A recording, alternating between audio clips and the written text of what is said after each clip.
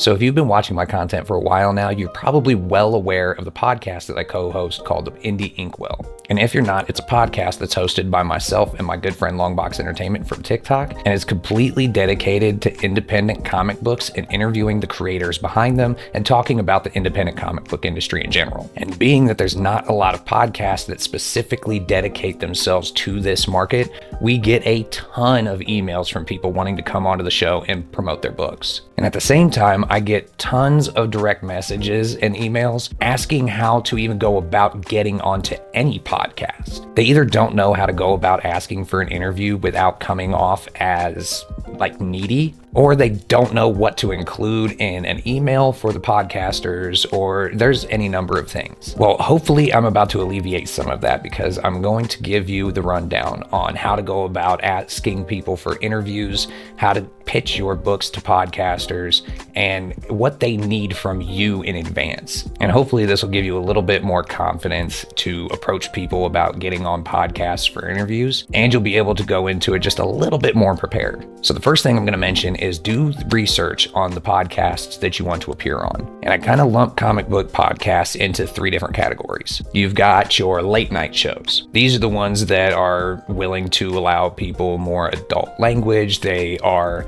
more willing to promote X-rated books. You're going to get away with a lot more with those shows. However, with that, you are kind of limiting yourself to one particular age group or one particular audience. The second category of comic book podcasts is the complete opposite end of that, and those are the family-friendly podcasts. These shows consider themselves family-friendly programming, and as such, they're not going to allow any adult language, no mature titles, and a lot of horror books are going to be completely off limits. And then lastly, you have the kind of in-between. And personally, I feel like our show, The Indie Inkwell, is in this third category. We are willing to talk about projects ranging anywhere from all ages centered all the way up to mature rated horror books. We do try to keep the adult language to a minimum, and we do not accept any X-rated books. And we also try to keep the artwork that we show on the show as PG-13 as possible, meaning no nudity, as little blood and gore as possible while still conveying the tone of the book. And like I said before, we tried to keep the adult language to a minimum so that we can appeal to a broader audience. So basically take a look at your project and your book and what you're comfortable with as far as behavior and etiquette on the shows, and focus your attention on those shows that you think are going to be the best fit for your book. Number 2 is a big one, but request your interviews as far in advance as possible. So just for an example, I'm filming this video on April 2nd, and over on the Indie Inkwell, we are booked up all the way through June. So if someone were to approach me this week and want an interview next week, it would either have to be something considered like a special episode, or we just wouldn't be able to do it because all of our April interview dates were booked up all the way back in February. So if you know you've got a project starting, say, in July, you need to start approaching people in April. And because there are so few podcasts that cater to this market, interview spots fill up very quickly. So don't procrastinate and request your interviews as far in advance as physically possible. Next up is a little bit about like the bare minimum gear you need. Webcam and earbuds. Bare minimum. More and more podcasts are shifting to a video primary format and then uploading audio versions later to other platforms. And no, that doesn't mean you have to go and spend hundreds and hundreds of dollars on a fancy camera or anything. If you have a device with a built-in camera, such as a tablet or a laptop, you can get away with smartphones, but you're not gonna get the best quality out of that. And then just a basic set of earbuds with a built-in microphone, and you should be good to go in most cases. And just a little side tip, if you get yourself just one decent light, or if you do your interviews in front of a window with the window light coming onto your face, so behind the camera, it's going to improve your video quality even with a lower quality camera. Tip number 4 might seem really obvious, but when you are finally ready and you got an interview booked and you're about to go onto your first podcast, be prepared to talk. Now you might be thinking, well, duh, JJ, it's a podcast, of course I'm going to have to talk. But what I mean is try to be as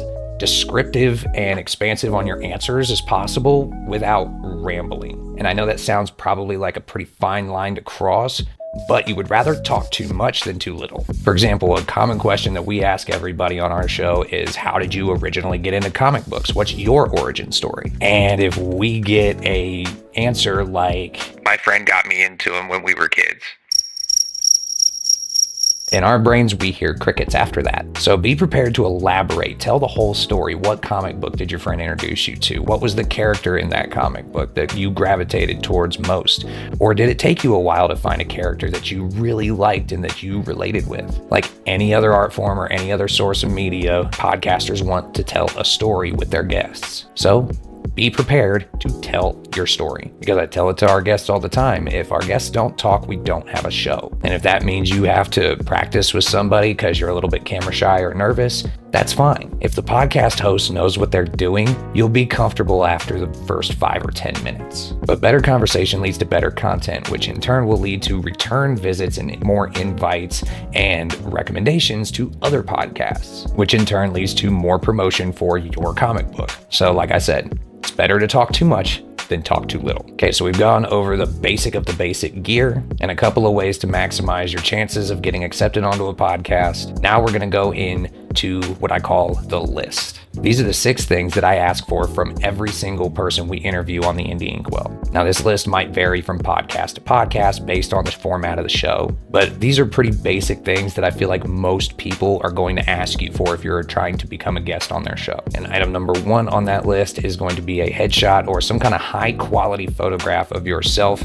at least from the waist up. Also try to make sure that the sides of you are not cut off in that picture, nor the top of your head. And the reason I say that is because, like I said earlier, most podcasts have shifted to a primarily video format, meaning YouTube, meaning we need thumbnails. And also many podcasts will do little promotional posts, so they need your face in order to promote you. Also make sure the background of that photo is as bare or as separated from you as possible, because 9 times out of 10, when we make a thumbnail, we're going to take the background of your headshot out. Item number 2, digital PDF files of the project that you're coming onto the show to promote. Reason number 1, it's easier for us as hosts to share it amongst ourselves and be able to read it quickly wherever we're at. And 2, it allows us to pull artwork from that comic book in order to show during the interview, which allows our viewers to kind of get a visual taste of what your comic book is all about. And this can lead to more questions about the artist and the artwork, questions about the art style choices, more questions, more conversation, more content. Good for everybody. Number 3, all of your social media links and all of your website links and any links that you can send us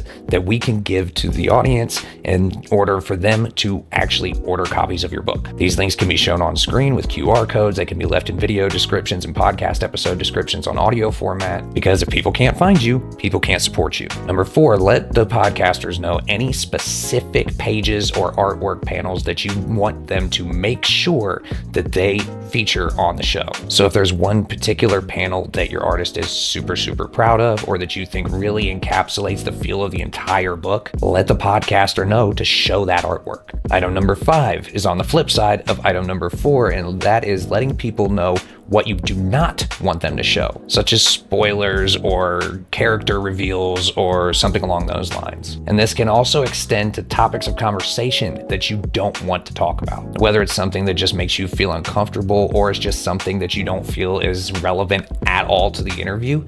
Let the podcasters know that. Just because you're a guest on someone else's show does not mean that you have to answer every question that they want to ask. If certain things are off limits, make sure those limits are clear. And if it's a well-run show by good people, then they will respect that. And last but not least, make sure that you include the full correct spelling of everyone's name who's appearing on the show, as well as their preferred pronouns. And if a show host gets angry or upset because you want them to use a pronoun that they don't agree with or something like that, then that's probably not a show you want to be on anyway. I know I can at least speak for myself and Longbox Entertainment over on the Indie Inkwell that we are welcoming to anybody who wants to come on our show if we think your project is cool. And I feel like the first step in making guests comfortable on our show is making sure we could do the bare minimum and address them the way they wish to be addressed. Now, I could go on for a long time on tips and tricks to help you guys get accepted to more comic book podcasts. And if you'd like more videos like that in the future, let me know down in the comments section. And if you did gain some useful information from this video and you'd like some more tips and tricks for independent comic book creators, you can check out this video right here.